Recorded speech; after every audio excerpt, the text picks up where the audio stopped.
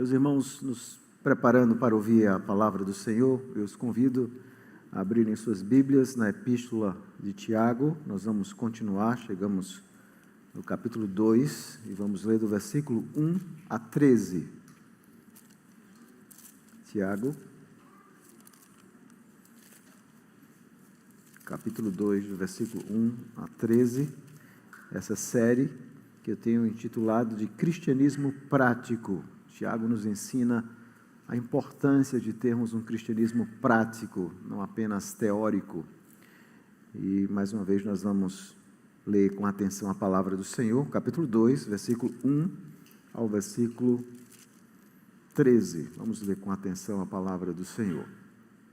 A palavra de Deus nos diz: meus irmãos, não tenhais a fé em nosso Senhor Jesus Cristo, Senhor da glória, em acepção de pessoas. Se, portanto, entrar na vossa sinagoga algum homem com anéis de ouro nos dedos, em trajos de luxo, e entrar também algum pobre andrajoso, e tratardes com deferência o que tem os trajes de luxo, e lhe disserdes: tu assenta-te aqui em lugar de honra, e disserdes ao pobre: tu fica ali em pé, ou assenta-te aqui abaixo do estrado dos teus pés, não fizeste distinção entre vós mesmos, e não vos tornaste juízes tomados de perversos pensamentos? Ouvi, meus amados irmãos, não escolheu Deus os que para o mundo são pobres, para serem ricos em fé e herdeiros do reino que Ele prometeu aos que o amam? Entretanto, vós outros menosprezastes o pobre. Não são os ricos que vos oprimem, não são eles que vos arrastam para tribunais? Não são eles os que blasfemam o bom nome que sobre vós foi invocado? Se vós, contudo, observais a lei real segundo a Escritura, amarás o teu próximo como a ti mesmo, fazeis bem. Se todavia fazeis acepção de pessoas, cometeis pecado, sendo arguidos pela lei como transgressores. Pois qualquer que guarda toda a lei, mas tropeça em um só ponto, se torna culpado de todos. Porquanto aquele que disse não adulterarás, também ordenou não matarás. Ora, se não adulteras, porém matas, vens a ser transgressor da lei. Falai de tal maneira e de tal maneira procedei como aqueles que hão de ser julgados pela lei da liberdade. Porque o juízo é sem misericórdia para com aquele que não usou de misericórdia. A misericórdia triunfa sobre o juízo. Amém. A palavra do Senhor. Mantenha a sua Bíblia aberta para que nós possamos acompanhar verso por verso atentamente a exposição. Vamos orar. Senhor, nós somos gratos pela Tua palavra que acabamos de ler. Nessa manhã, nesse domingo, nesse dia do Senhor, onde nos lembramos da ressurreição de Cristo, de que Ele está vivo, de que Ele está conosco, de que Ele é aquele que canta no meio da congregação e aquele que fala no meio da congregação. Nós rogamos que mais uma vez o Teu bondoso Espírito fale ao nosso coração, nos instrua pelo poder da palavra, nos faça compreender em profundidade o que acabamos de ler, mas mais do que compreender, que possamos aplicar essas verdades em nossa vida. Essa é a nossa oração em nome de Jesus. Amém. Eu não fui com a sua cara. Essa é uma frase que nós muitas vezes repetimos em nossa vida.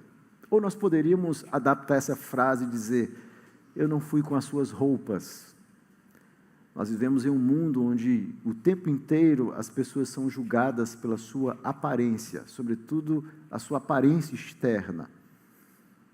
E esse é um problema muito sério que todos nós enfrentamos. E você talvez já tenha enfrentado isso. Se você for em um local bem vestido, as pessoas vão lhe tratar de uma forma. Se você for em um outro local, talvez vestido de forma mais simples, você vai ser tratado de outra forma. Ou talvez você já viu pessoas no mesmo ambiente onde você está, sendo tratadas de formas diferentes. E nós achamos que muitas vezes esse problema é apenas externo, que não pode ocorrer na igreja. Mas aqui Tiago está tratando de um problema real na igreja. À medida que nós formos lendo e analisando os versículos, você vai observar que Tiago está apontando o mesmo ensino que Jesus traz no Sermão do Monte, que quando você mata alguém, e matar não é apenas tirar a vida, quando você comete acepção de pessoas, você de fato está matando aquela pessoa, você está quebrando esse mandamento. Então, qual é o tema aqui da nossa exposição nessa manhã? O tema é o pecado da acepção de pessoas como quebra do sexto mandamento. O pecado da acepção de pessoas como quebra do sexto mandamento. E aí, agora vamos olhar para o texto, para que você entenda. Primeiro, no capítulo 2, versículo 1, ele começa com a tese principal, o argumento central, que é a incompatibilidade entre a fé e o favoritismo. Ele começa com a tese central, dizendo: meus irmãos, não tenhais a fé em nosso Senhor Jesus Cristo, Senhor da glória, em acepção de pessoas. É a tese e o argumento. Do versículo 2 a 4, ele vai trazer uma ilustração dessa tese, ou seja, se entrar um rico, ele vai usar a ideia de entrar uma pessoa rica na igreja e depois entra o pobre. Então, do versículo 2 a 4, ele vai usar o que nós podemos chamar uma ilustração do favoritismo de rico sobre pobres em uma assembleia cristã. Então, é o segundo ponto aqui do argumento, uma ilustração do favoritismo de ricos sobre pobres em uma assembleia cristã. No versículo 5 até o versículo 11, ele vai apontar as razões para nós rejeitarmos esse tipo de favoritismo ou acepção de pessoas. Então, do versículo 5 a 11, ele vai usar os argumentos para dizer por que vocês não devem fazer isso. E por último, no versículo 12 a 13, ele vai nos ensinar sobre o dever de viver de acordo com a lei da liberdade. Porque nós temos que viver conforme a lei da liberdade. A importância de obedecermos a lei de Deus, inclusive nessa área, mas também em todas as áreas da vida. Então, eu vou repetir para aqueles que quiserem notar o esboço do sermão: o pecado da acepção de pessoas como quebra do sexto mandamento. Primeiro, a incompatibilidade entre fé e favoritismo, no versículo 1. Depois, uma ilustração do favoritismo de ricos sobre pobres em uma assembleia cristã, de 2 a 4. Terceiro, as razões para rejeitar o favoritismo, do versículo 5 a 11. E por último, o dever de viver de acordo com a lei da liberdade, capítulo 2, versículo 12 a 13. Agora vamos analisar verso por verso. Primeiro, Tiago começa mostrando essa incompatibilidade entre a fé e o favoritismo. Ele começa da seguinte forma, versículo 1: meus irmãos, não tenhais a fé em nosso Senhor Jesus Cristo, Senhor da glória, em acepção de pessoas. Então, Tiago começa usando essa forma não tenhais, na língua grega que ele escreveu, está em uma forma imperativa. E geralmente o imperativo tem essa ideia de trazer uma injunção, uma exortação apostólica. Ele começa com uma séria exortação: meus irmãos, não tenhais a fé em Cristo. Ou seja, se você diz que tem fé em Cristo, essa fé em Cristo não pode ser como você quer. Você não pode ter essa fé em Cristo. E aí ele diz assim: em acepção de pessoas. E a palavra que ele usa aqui na língua grega para acepção de pessoas é interessante porque literalmente era uma expressão idiomática na época que significa aceitar o rosto. Então, a ideia de acepção de pessoas é você olhar uma pessoa primeiro para o rosto dela, para o aspecto externo dela, é você fazer uma distinção injusta entre as pessoas, tratando uma como melhor do que a outra. Essa é a ideia da palavra grega. Eu olho para o rosto e eu faço um julgamento de que eu devo tratar aquela pessoa externamente melhor do que outra. E Tiago então começa assim: nós não podemos ter a fé, obviamente fé é você confessar ser um cristão e você ter essa atitude de tratar as pessoas de forma diferente, exercendo um certo favoritismo sobre uma em detrimento das outras. Mas por quê? Veja o versículo novamente. Não tenhais a fé do nosso Senhor Jesus Cristo, Senhor da glória. Então ele começa mostrando que só Jesus é glorioso e grande. Só Jesus deve ser honrado e glorificado na nossa vida. Abaixo de Cristo, todos nós somos pecadores, independente da cor da nossa pele, da nossa posição social. Então nós não podemos ter a fé cristã em acepção de pessoas, porque nós temos um Senhor da glória que é Cristo. Só Ele é glorioso, só Ele é grande, só Ele é majestoso. Que abaixo dele, todos são homens, pecadores e mortais. Essa é a tese, é o argumento, e o argumento que eu diria fulminante. Por quê? Porque esse conceito, essa palavra que o nosso tradutor, na verdade é uma única palavra na língua grega, que aqui aparece como duas, acepção de pessoas. Essa palavra aparece 4 vezes no Novo Testamento. E nas outras vezes que a palavra aparece, sobretudo Paulo usa esse conceito, essa mesma palavra de acepção de pessoas, ele vai atribuir essa palavra ao próprio Deus. Então nós podemos dizer que nós não podemos cometer acepção de pessoas pela posição social delas. Por quê? Porque o próprio Deus não faz isso. Deus em seu ser, Ele é um Deus que não escolhe as pessoas em sua soberania, conforme a sua posição social. Na verdade, Tiago vai dizer depois, que na história da redenção, o oposto é o contrário. No geral, Deus escolhe os pobres, os simples, os humildes. E nós vamos ver vários textos, por exemplo, se você abrir sua Bíblia em Romanos, no capítulo 2, versículo 11,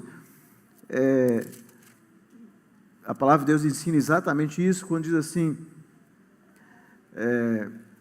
porque para Deus não há acepção de pessoas. Romanos capítulo 2, versículo 11.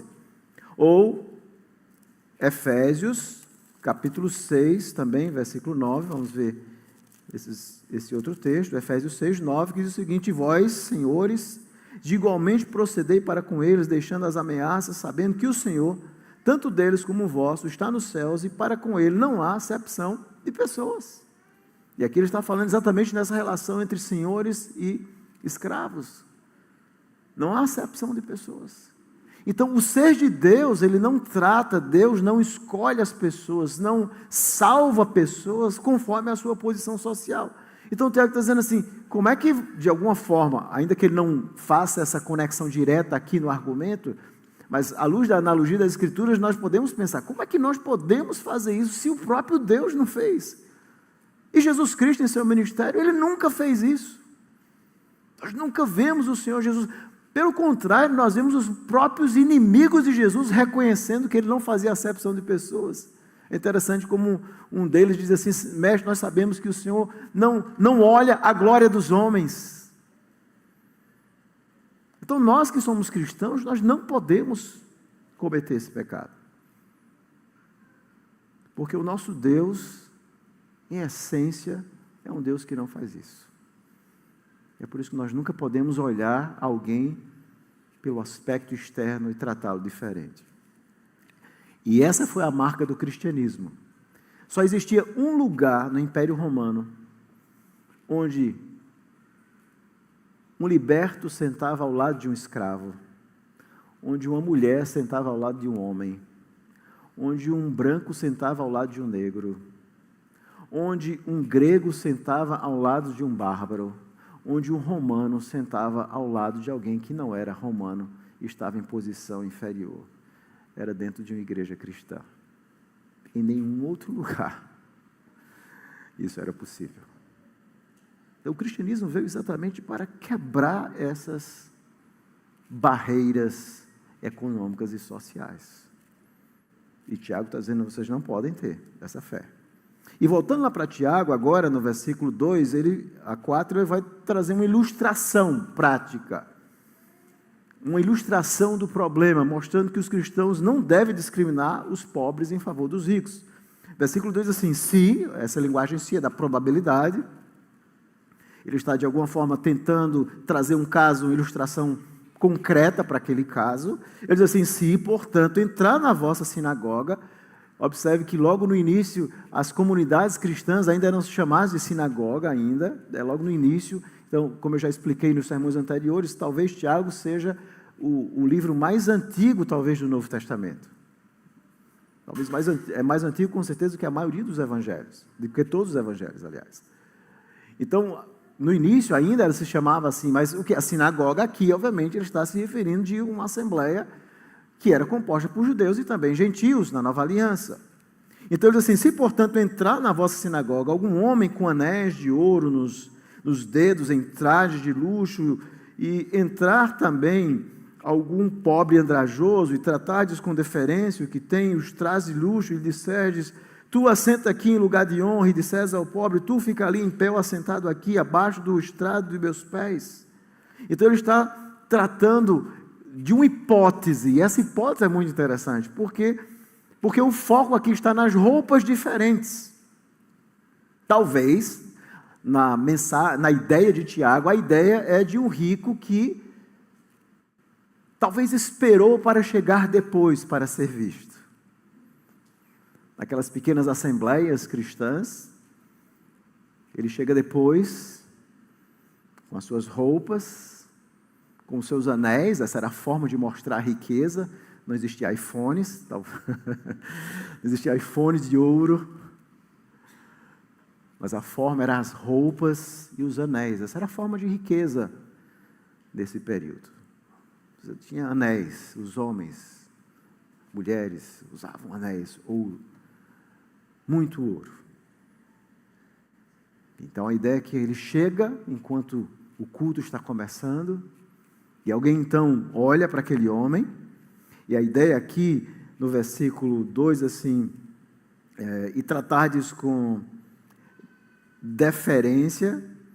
A palavra grega aqui, em vez de tratar com deferência, literalmente aqui, é uma tradução até melhor do que essa daqui da atualizada, é a ideia de você olhar atentamente. É um olhar onde você demonstra muito de respeito. Então, vem entrando aquela pessoa rica, então todo mundo foca os olhos naquela pessoa. Talvez os diáconos da época pensassem: bom, quando passar a cestinha aqui, o negócio vai ser bom.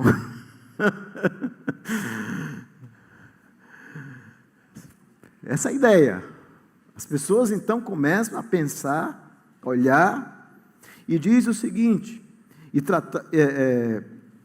de repente a imagem vem, a imagem do pobre, e a ideia de pobre aqui nós temos que entender à luz do contexto da época, que pobre, essa palavra era usada não apenas no sentido de não ter bens materiais, mas era alguém que posicionalmente estava no sentido de profunda humilhação.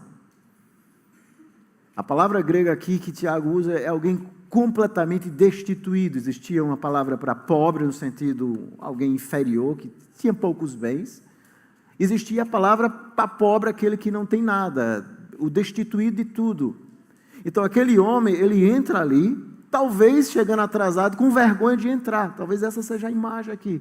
O rico entra atrasado para ser visto, para que os olhos se voltem para ele, e o pobre, meio envergonhado de entrar ali. Por quê? Porque ele está andrajoso. Literalmente a palavra grega aqui que Tiago usa é sujo. Ele está todo sujo, roupa suja e tal. E ele entra todo meio desconfiado ali na igreja. Essa é a cena que Tiago está propondo aqui para os seus leitores.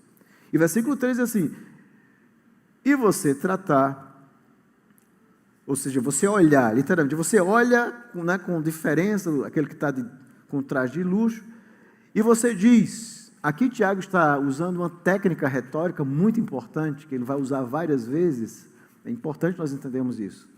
Essa técnica era chamada de diatribe, era muito usada pelos retóricos quando eles iam falar. Existia muito treinamento retórico.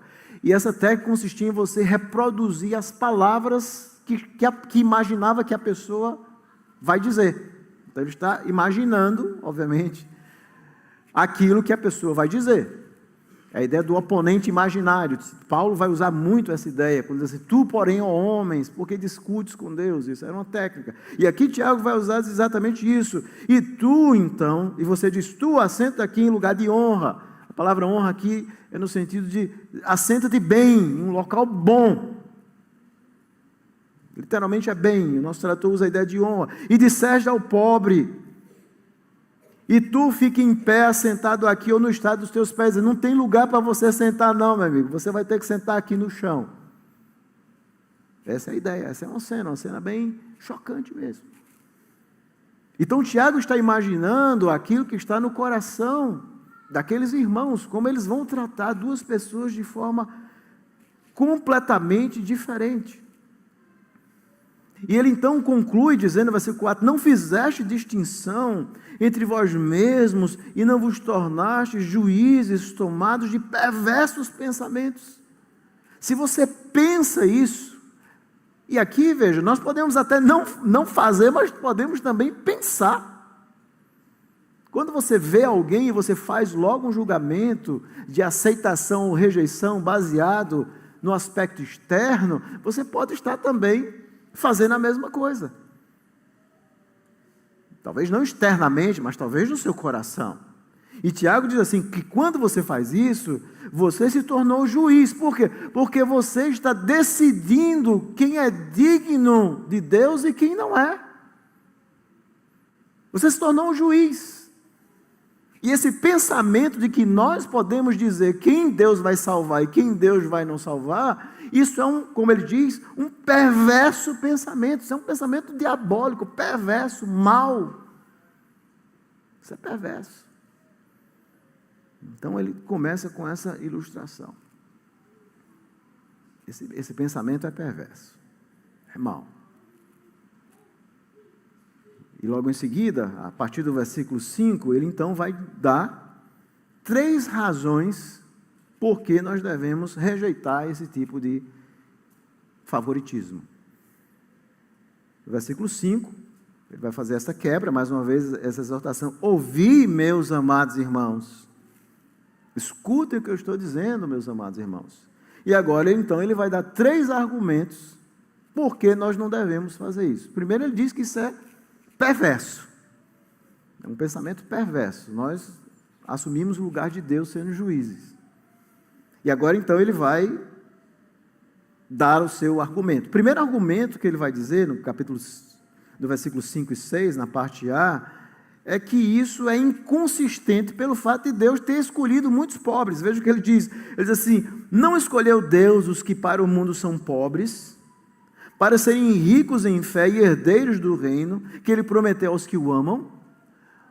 Obviamente, aqui ele não está ensinando o que a teologia da libertação, foi um movimento dentro do catolicismo muito forte, que ensinava que existia uma predileção de Deus para os pobres. Não é isso que Tiago está ensinando. O que Tiago está ensinando aqui é que Deus, em sua infinita bondade e misericórdia, quando nós olhamos a história da redenção, Deus escolheu inúmeras pessoas pobres e simples. Na verdade, Deus é especialista em fazer aquilo que alguns teólogos chamam os atos da inversão. Deus geralmente inverte tudo.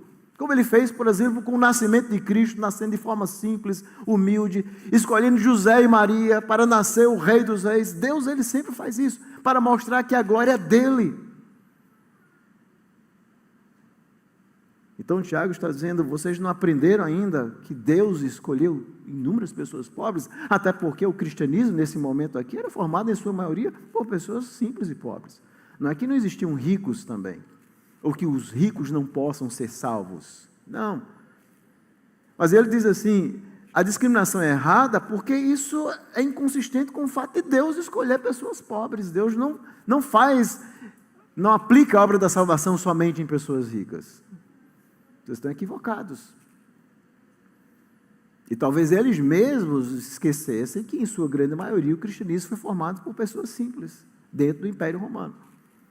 Todo o Império Romano, é muito importante nós entendermos, às vezes nós estamos lendo o Novo Testamento e nós cometemos muito erro, é o que nós chamamos de anacronismo, é você interpretar a Bíblia à luz do pensamento de hoje. Toda a estrutura da sociedade greco-romana era formada através do conceito de honra e vergonha. Então, honra é a posição que aquele que era livre estava. Você está em uma posição de honra, você é um pátria, você é um cidadão romano. Todos aqueles que não estavam nesse status, eles estavam numa posição de vergonha, não no sentido que eles viviam envergonhados, mas no sentido de serem mais baixos socialmente. Como escravos, artesãos, pescadores, pessoas simples, todos estavam em um grau menor. E o cristianismo veio exatamente para que dentro dele acabasse com isso. E a grande revolução que o cristianismo faz no Império Romano não é fazendo uma revolução armada para mudar o Império Romano, mas é uma revolução por dentro. Ele implode o Império Romano por dentro. E é isso que a igreja faz com os seus conceitos. Ela implode. Então, enquanto, por exemplo, um escravo jamais era tratado de forma igual em relação ao seu senhor, Paulo diz assim: olha, vocês são irmãos agora. Veja a carta de Filemão, por exemplo. Vocês são irmãos. Vocês precisam aprender a tratar com respeito. Isso era um conceito que não fazia o menor sentido dentro do Império Romano. E aqui Tiago está dizendo: olha, irmãos, vocês não podem fazer isso porque Deus escolheu muitas pessoas pobres. E aí ele continua no versículo 6: entretanto, vós outros menosprezastes o pobre. Se Deus escolheu muitas pessoas pobres, como é que vocês vão menosprezar? Vocês não podem fazer isso. Primeiro argumento, isso é inconsistente, porque Deus escolheu muitos pobres. Segundo argumento, no versículo 6, a parte B, até o versículo 7, ele diz assim: não são os ricos que vos oprimem, não são eles que vos arrastam para tribunais, não são eles que blasfemam o nome sobre vós que foi invocado. Ou seja, possivelmente ele está mostrando que grande parte da perseguição que os cristãos enfrentaram foram promovidas por pessoas que eram ricas. E talvez aqui aquelas pessoas ricas tinham aquela atitude talvez de ir numa assembleia cristã para investigar. Nós sabemos que os cristãos eles sofreram muito com falsas acusações dos romanos. Por exemplo, tem uma carta, depois vocês podem procurar na internet, a carta de Plínio o Jovem, quando ele escreve para o imperador romano, perguntando o que é que eu faço com os cristãos. E ele começa a retratar várias acusações. Então, os cristãos eram acusados, por exemplo, de canibalismo, porque eles falavam em comer o corpo e o sangue de Cristo.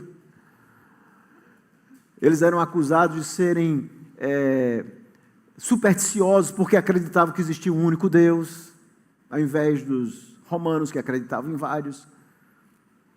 Eles se recusavam a adorar o imperador. Então, para o Império Romano, não importava quantas religiões tivesse, eles não davam a mínima quantas religiões tivesse. E por que então eles perseguiam os cristãos? Talvez você nunca pensou sobre isso. Porque os cristãos se negavam a adorar qualquer outro Deus, inclusive o imperador, e diziam assim: nós só adoramos a Cristo. César não é o nosso Senhor, Cristo. Eles pregavam um evangelho exclusivista. E assim como a sociedade daquela época odiava os cristãos porque eles eram exclusivistas, diziam que só existia um caminho para chegar a Deus, a sociedade hoje pós-moderna também está odiando os cristãos, porque nós pregamos a mesma coisa: só tem um caminho para se chegar a Deus, todos os outros são falsos, e esse caminho é Cristo. É por isso que a sociedade sempre vai odiar e vai perseguir o cristianismo.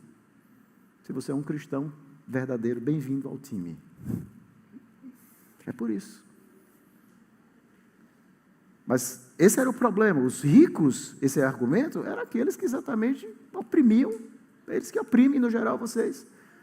Obviamente ricos porque eles estão em posição de poder no geral. Esse é o ponto. E ele continua, o terceiro argumento. Versículo 8 a 11, se vós, contudo, observais a lei real, segundo a Escritura, amarás o teu próximo a ti mesmo, fazeis bem. Se, todavia, fazeis acepção de pessoas, cometeis pecados, sendo arguidos pela lei como transgressores. Pois qualquer que guarda toda a lei, mas tropeça em um só ponto, se torna culpado de todos. Porquanto aquele que disse não adulterarás, também ordenou não matarás. Ora, se não adulteras, porém não matas, vem a ser transgressor da lei. Então, Tiago, ele segue o argumento, e agora é como a gente chama, é o argumento final, é aquele onde você diz assim, é aquele argumento destruidor que Tiago vai usar. Destruidor, para você nunca fazer isso. Então, o primeiro argumento, ele diz assim: olha, Deus escolheu pessoas pobres. Aqueles que estão em posição de poder, no geral, são os que oprimem os cristãos. Mas, se vocês observar a lei real, a lei régia, ou seja, a lei real, que lei real é essa? É a lei de Cristo. Era o que Cristo havia ensinado com respeito à lei.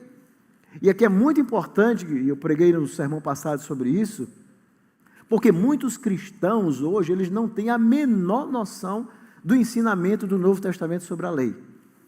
Então, no geral, as pessoas que vêm de outras comunidades evangélicas e chegam à igreja reformada, no geral, eles são todos dispensacionalistas. Então, eles pensam mais ou menos assim, bom, no Antigo Testamento você tinha a lei, e agora no Novo Testamento tem a graça e a lei acabou. Isso é tipicamente um pensamento equivocado dispensacionalista. Não apenas nós tínhamos lei no Antigo Testamento, mas Tiago está dizendo, nós temos lei no Novo Testamento. É a lei real. E que lei real é essa? É aquela que Jesus ensina no Sermão do Monte. Aqui ele está fazendo uma referência exatamente àquilo que Jesus faz. Deus nos dá os 10 mandamentos. E no Antigo Testamento, os 10 mandamentos, eles eram resumidos pelos judeus em 2. Isso não foi Cristo que inventou. Em toda a sinagoga da época de Jesus, quando você ia, os 10 mandamentos, eles eram resumidos. E sobretudo, os 4 primeiros mandamentos eram resumidos naquilo que era chamado Shema Israel. Shema significa ouve, escute Israel. Então, em Deuteronômio capítulo 6, vamos dar uma lida nesse texto, no versículo 4 e versículo 5, na época de Cristo, todo culto sinagogal, eles repetiam isso. Amarás, pois, o Senhor teu Deus de todo o teu coração, de toda a tua alma e de toda a tua força. Então, Deus ordena a Israel que eles deveriam amar a Deus de toda a sua alma, de toda a sua força. Esse é um mandamento que Deus dá, que resumia os mandamentos. E também em Levíticos, capítulo 19, versículo... Vamos ver aí, Levítico, aliás, do capítulo 19, versículo 18. Não te vingarás, nem guardarás ira contra os filhos do teu povo, mas amarás o teu próximo como a ti mesmo, eu sou o Senhor. Levítico 19, 18. Então, esse conceito de amar a Deus sobre todas as coisas e ao próximo, isso já estava posto no Antigo Testamento. E é por isso que lá em Mateus, no texto que nós lemos, Mateus 22, 34, quando Jesus é perguntado, mestre, qual é o cerne da lei? Qual é a essência da lei? Jesus vai responder de forma brilhante, ele vai dizer assim, o cerne da lei é amar a Deus sobre todas as coisas, e Jesus vai dizer, esse é o primeiro e grande mandamento. Por quê? Porque os 4 primeiros mandamentos que têm a ver com Deus, e o nosso dever para com Deus é maior do que o nosso dever para com o próximo. É lógico. Então, a Bíblia diz que nós devemos respeitar as autoridades constituídas, mas antes de respeitar elas e respeitar a Deus, nós vamos respeitar a Deus. Se um governante um dia surgisse e dissesse, olha, vocês agora não vão poder mais adorar ou servir a Cristo. Não, nós vamos adorar a Cristo e vamos morrer, vamos ser presos e vamos ser todos martirizados, porque antes importa obedecer a Deus. Então, Jesus vai dizer isso em Mateus, no texto que nós lemos, no capítulo 22, ele vai responder exatamente isso. Qual é o grande mandamento da lei? Bom, o grande mandamento da lei é amarás o Senhor teu Deus, Mateus 22, 37, de todo o teu coração, toda a tua alma, todo o teu entendimento. Este é o grande primeiro mandamento. E o segundo é semelhante a este, é amarás o teu próximo como a ti mesmo. Obviamente, essa ideia de próximo para o judeu, eles interpretavam o texto de Levítico 19, 18, se referindo apenas quem era judeu. E Jesus então vai mostrar que agora na nova aliança, o amor de Deus vai se expandir para os gentios, como no exemplo da parábola do bom samaritano, onde ele pergunta, quem é o meu próximo, Senhor? E Jesus então conta a história de um samaritano, conta a história de um samaritano que era odiado pelos judeus. Então Jesus diz assim, o seu próximo é todo aquele que surge na sua vida e você pode ajudá-lo. Esse é o seu próximo. Então agora, Jesus vai ensinar isso. O alvo da lei, voltando lá para Tiago, é o que? Era amar a Deus. Essa lei, que é um resumo dos 10 mandamentos, é a lei real. Então qual é o ensino do Novo Testamento? Veja, o Novo Testamento vai nos ensinar um aspecto muito importante. Ele vai nos ensinar que algumas leis do Antigo Testamento, elas cessaram, elas foram abolidas. Elas foram terminadas, como por exemplo as leis cerimoniais. Esse é o termo que nós reformados usamos para nos referir àquelas leis que tinham a ver com culto, que tinham a ver com sacrifício, que tinham a ver com aquelas festas. Essas leis, Paulo vai ensinar isso em Colossenses capítulo 2, o autor dos Hebreus do capítulo 10, essas leis cessaram, eram sombra. Da mesma forma, as leis civis que tinham a ver com o fato de que Israel era uma teocracia. Você vai ver várias leis, como apedrejamento e tantas outras leis, que elas também terminaram em Cristo. Mas a lei moral, a lei real, aquela que está baseada nos 10 mandamentos, essa lei de Cristo, ela não morre. E Tiago vai chamar ela de lei perfeita, lei da liberdade. Ou seja, quando Jesus salva um pecador, esse pecador não está livre para viver como quiser. Ele agora vai seguir a lei perfeita, a lei de Cristo. Vai seguir aquilo que Jesus ensina nos 10 mandamentos. Isso é muito importante porque muitas pessoas, quando nós falamos sobre o segundo mandamento, que tem a ver com o culto a Deus, que nós não podemos adorar a Deus como nós queremos, as pessoas não entendem. Ah, mas por que vocês não fazem isso no culto? Por que não tem isso no culto? Porque o culto, nós não fazemos o que nós queremos, nós fazemos o que Deus nos ordena. Por que vocês guardam o domingo como o dia do Senhor? Bom, porque nós temos 10 mandamentos, não podemos pegar um e esquecer.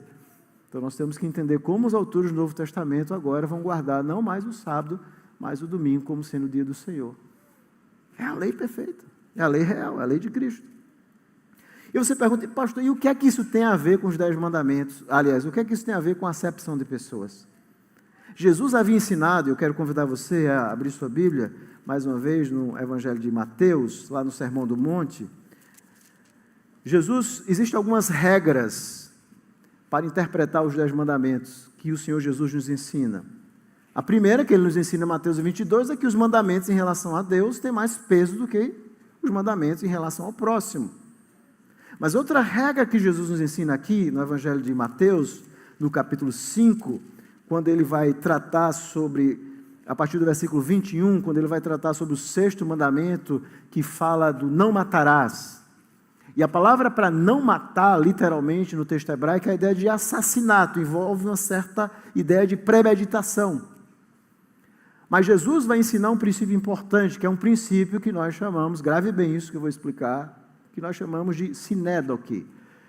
E o que significa isso? Isso significa tomar um pelo todo, ou seja, onde Deus nos dá um mandamento, o objetivo daquele mandamento era cobrir qualquer pecado naquela área.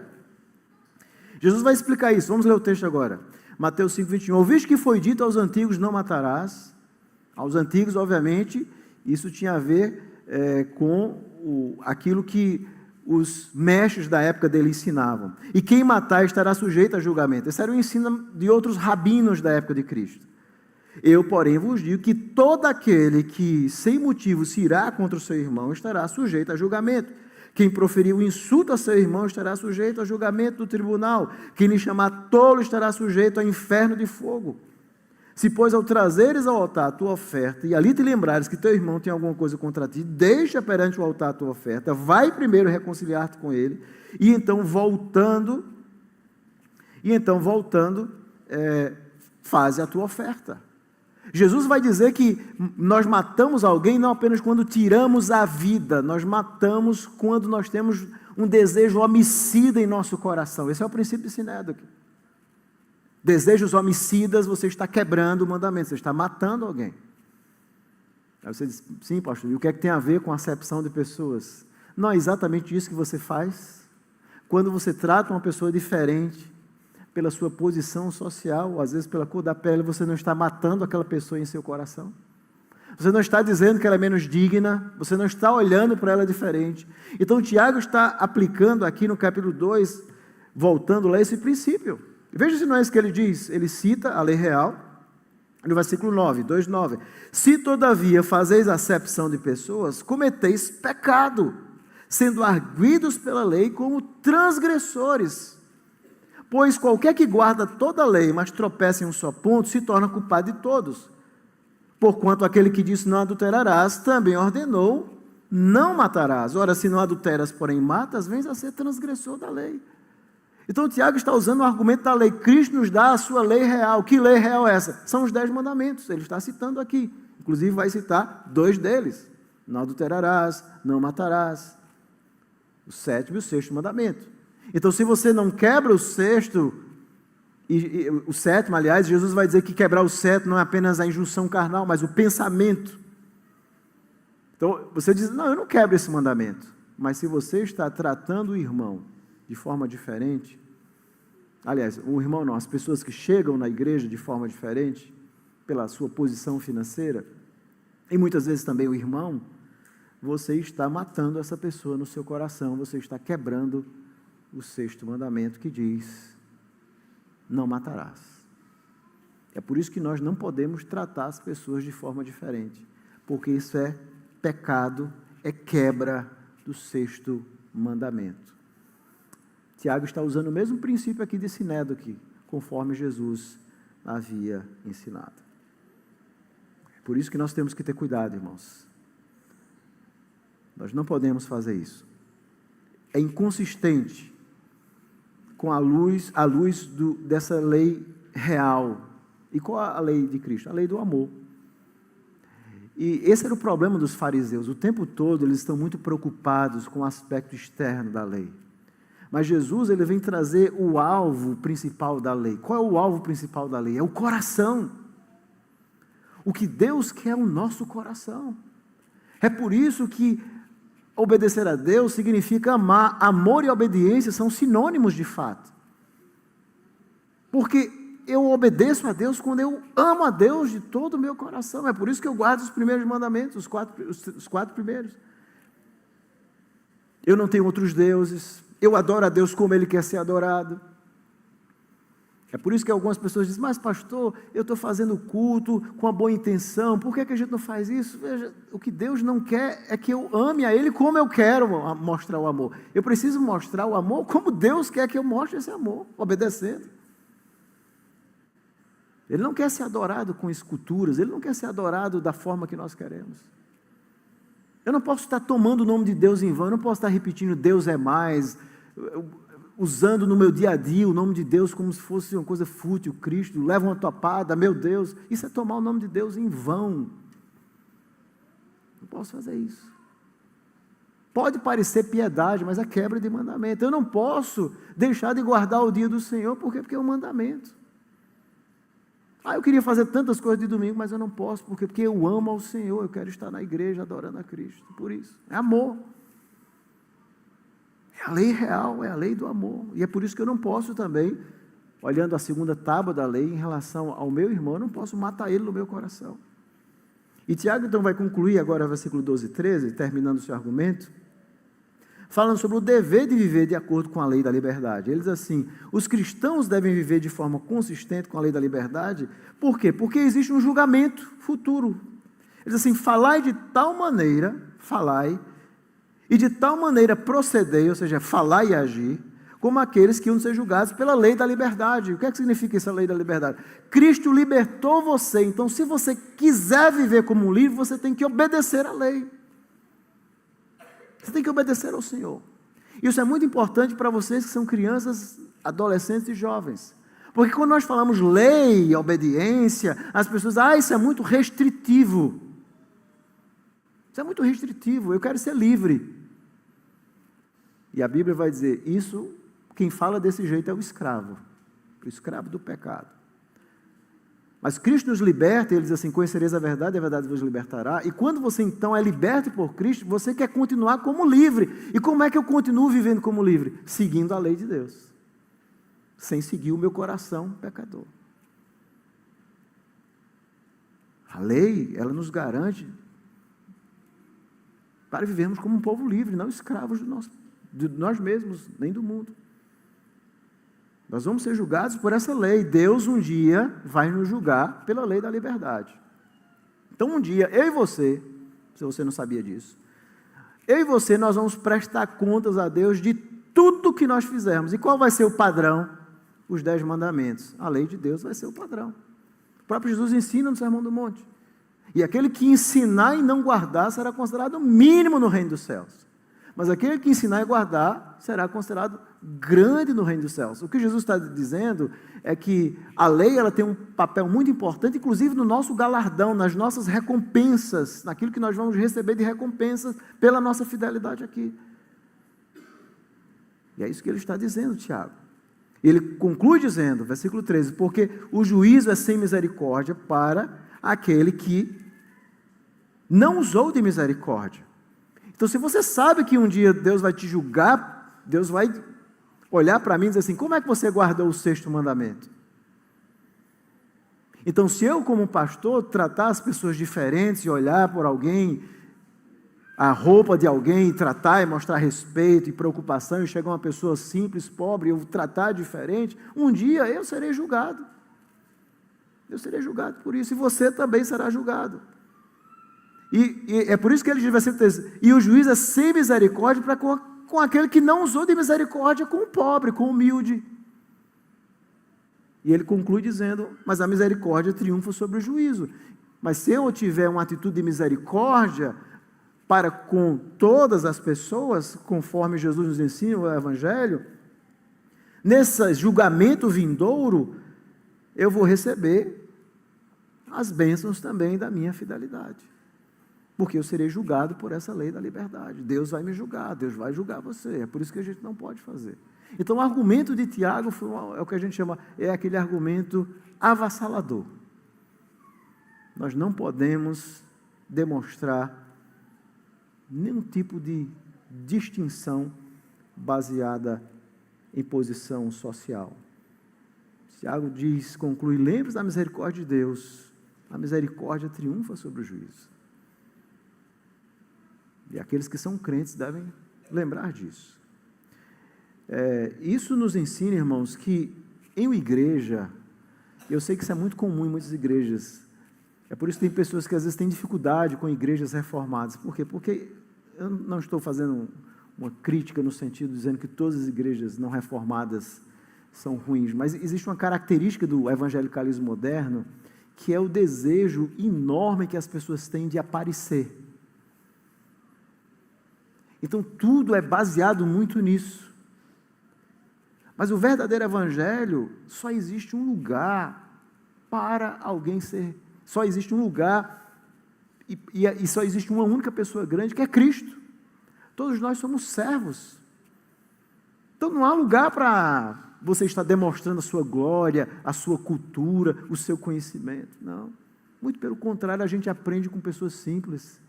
Como C.S. Lewis dizia, um famoso escritor, todo mundo já conheceu C.S. Lewis, ele conta que certa vez assim, às vezes eu chego na igreja, e tem aquele irmão simples do meu lado. C.S. Lewis foi um homem brilhante, escreveu, um grande escritor, diz assim, e eu vejo a vida cristã daquele homem, diz assim, meu Deus, eu queria ser como esse irmão aqui, queria talvez orar, ter o amor que ele tem por Cristo. Da mesma forma, uma pessoa pobre vê um irmão que tem uma condição financeira, mas é simples, humilde, eu admiro aquele irmão, porque ele tem tantos bens, mas ele age de forma tão simples. Isso é evangelho, irmãos.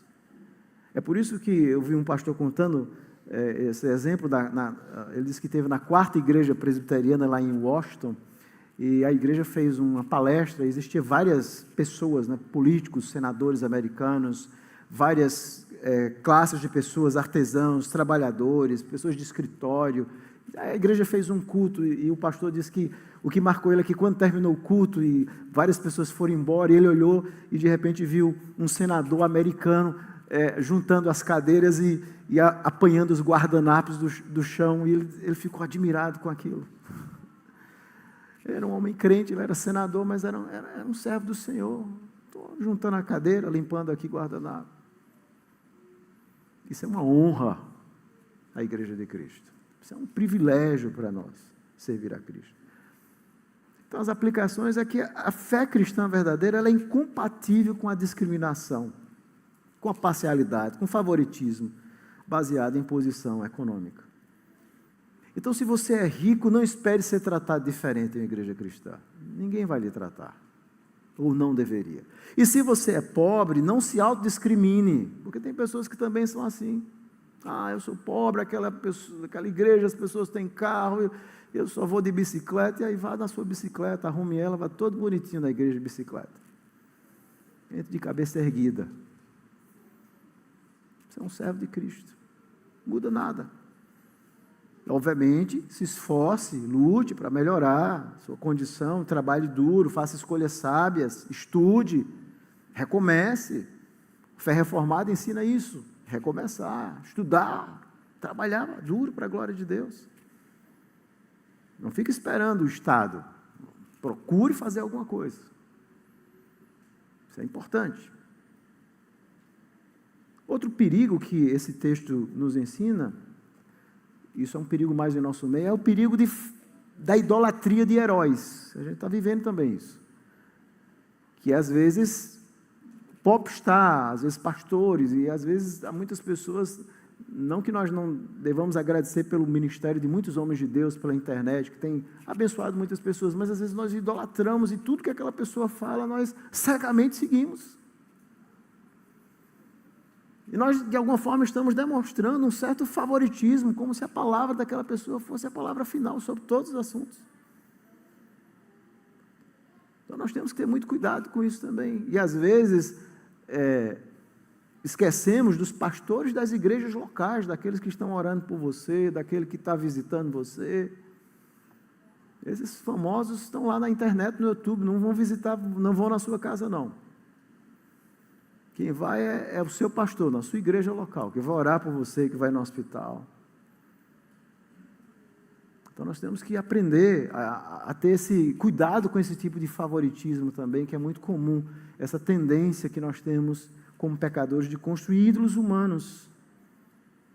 O verdadeiro evangelho, irmãos, ele é sempre inclusivo socialmente, mas restritivo moralmente. Esse é um princípio que nós temos que entender. Ainda que o evangelho seja inclusivo no sentido de que ricos e pobres, eles são tratados iguais, pessoas independente da cor da pele são tratadas iguais, nós temos que ter um cuidado em fazer uma distinção entre inclusivismo bíblico, o que é correto, e diferença entre escolhas morais. Nós estamos vivendo esse momento de pós-modernidade, onde a nossa própria Suprema Corte iguala, por exemplo, o racismo com a homossexualidade. São duas coisas completamente diferentes. Não, com quanto nós sejamos contra qualquer tipo de racismo, porque isso tem a ver com aspectos sociais, pecaminosos, distintivos, mas nós temos que reconhecer que a ideologia de gênero e tantas outras escolhas, como o homossexualismo, são escolhas morais, isso não tem nada a ver. Nós temos que respeitar, no sentido de tratar essas pessoas com respeito, não aceitando o que elas fazem, mas dizer que aquilo é errado aos olhos de Deus. Nós não podemos ter um inclusivismo que inclui tudo. Mas, por outro lado, nós temos que ter o cuidado de não olharmos pessoas, muitas vezes, que aderiram a essas práticas que são contrárias à palavra de Deus, e simplesmente já rejeitarmos elas, dizemos, não, se alguém chegar na igreja, veja como essa pessoa age, veja o jeito dela, então, às vezes nós já tratamos aquela pessoa, descartando ela, como se o evangelho não pudesse transformar também elas. E uma coisa que a gente aprende é que o evangelho transforma qualquer pecador. Veja se não é isso que Paulo diz lá em 1 Coríntios, capítulo 6, versículo 9 a 11. 1 Coríntios, capítulo 6, versículo 9 a 11. Diz assim a palavra de Deus. Vamos ler todos juntos. Ou não sabeis que os injustos não herdarão o reino dos céus? Não vos enganeis. Nem impuros, nem idólatras, nem adúlteros, nem efeminados, nem sodomitas, nem ladrões, nem avarentos, nem bêbados, nem maldizentes, nem roubadores herdarão o reino de Deus. Agora observe o versículo 11. Tais foste alguns de vós, mas vós vos lavastes, mas foste santificados, mas foste justificados em nome do Senhor Jesus Cristo e no Espírito do nosso Senhor. Então, ali na igreja de Corinto, tinha gente que tinha sido bebão e que foi convertido, tinha gente que era homossexual, que se converteu verdadeiramente, abandonou a prática pecaminosa, teve gente aqui que era efeminado de trejeitos e mudou, teve gente aqui idólatra, teve gente impuro que só vivia pensando em questões sexuais e que foi transformado. E Paulo vai dizer, tais foste alguns de vós, mas vocês se converteram, mudaram.